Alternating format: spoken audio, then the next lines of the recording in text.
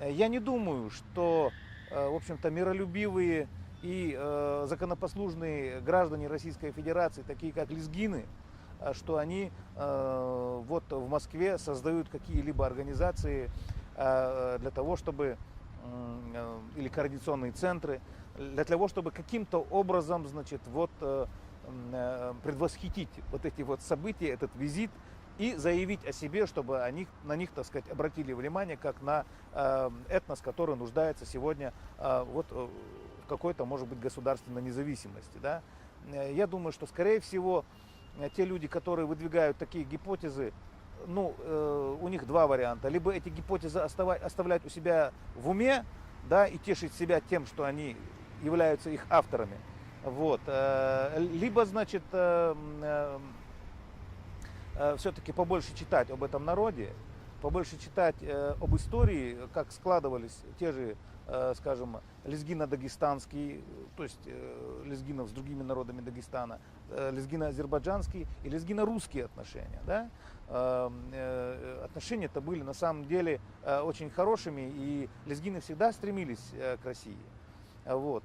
И если мы с вами вспомним, в общем-то, достаточно, ну, не такие уж далекие исторические события, скажем, начала 19 века, значит, когда первые боевые действия между шахским Ираном и Россией, значит, были в 1803-1804 годах, и вплоть до заключения Гулистанского мира 1813 года, лезгинский вопрос стоял. И лезгины входили то в одно, то в другое, то в третье ханство. Вот. И ни для кого не секрет, что подавляющее большинство этих ханств, а тогда был и Шикинское, и Шемахинское, и Бакинское, и Нахичеванское, так называемое, и Эреванское. Этих ханств было много. И в основе своей одно время Талышское ханство все-таки, значит, настаивало на своей независимости. Остальные, в общем-то, перешли достаточно ненасильственно, перешли,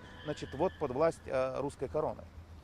Поэтому я думаю, что если, скажем, аварцы и чеченцы в свое время говорили, скажем, о своей самоидентичности или о своей независимости достаточно громко и имели на это достаточно резонное право, потому что была все-таки Кавказская война несколько десятилетий, да, и от этого как-то вот отнекиваться было сложно.